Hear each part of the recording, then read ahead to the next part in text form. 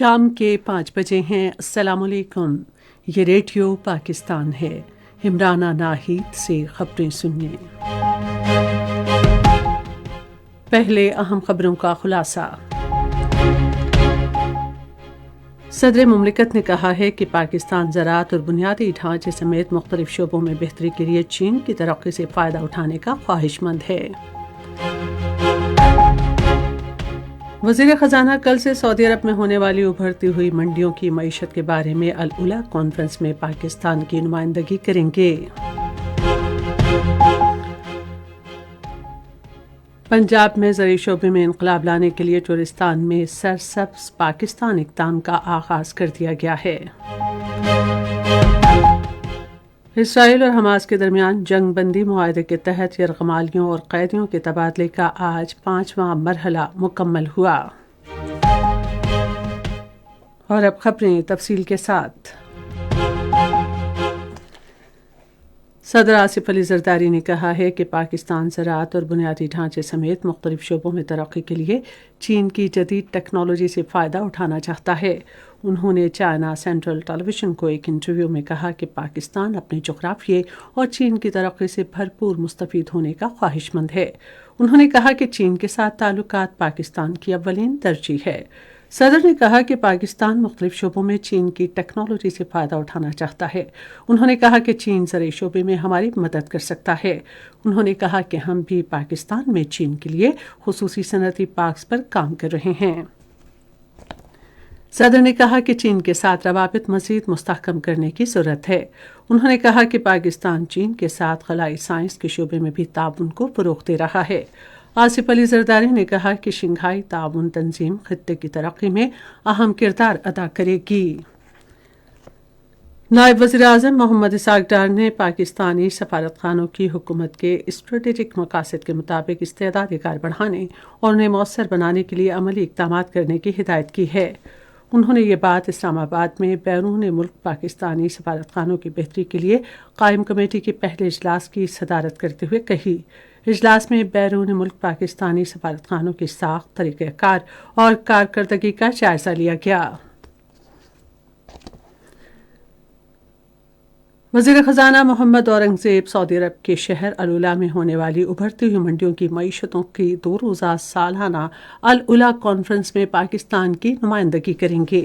وہ اپنے سعودی ہم منصب محمد الجدان کی خصوصی دعوت پر کانفرنس میں شرکت کر رہے ہیں۔ کانفرنس میں بین الاقوامی مالیاتی فنڈ اور سعودی وزارت خزانہ کے تعاون سے منعقد کی جا رہی ہے۔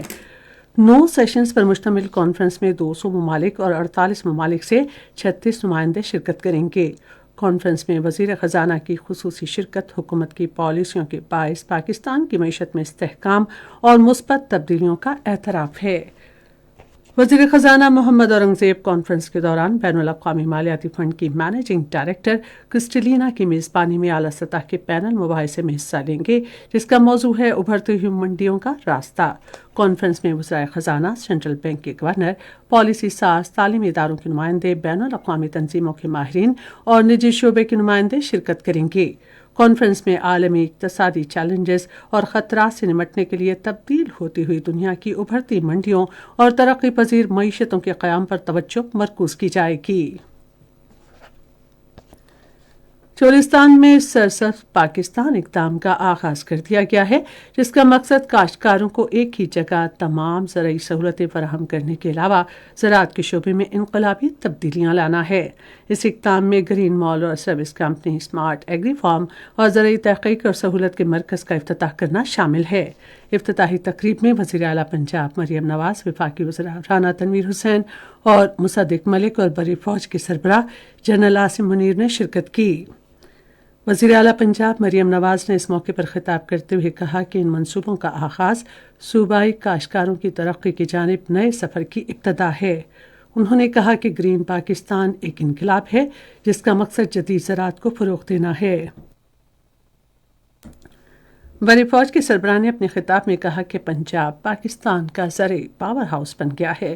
انہوں نے کہا کہ جدید دور کی زراعت میں پنجاب اور اس کے کاشتکاروں کا قائدانہ کردار قابل ستائش ہے۔ انہوں نے کہا کہ فوج ملک کی معاشی ترقی میں بھرپور تعاون جاری رکھے گی۔ Chief justice of Pakistan justice Yahya Afridi نے اپنی اہلیہ کے ہمراہ پشاور کے علاقے حیات آباد میں SOS ولیج کا دورہ کیا۔ چیف جسٹس نے بچوں کے ساتھ بات چیت کی اور ان کی معمول کی سرگرمیوں میں گہری دلچسپی ظاہر کی۔ SOS پشاور لوگوں کے عطیات سے چلنے والی ایک مخیر تنظیم ہے۔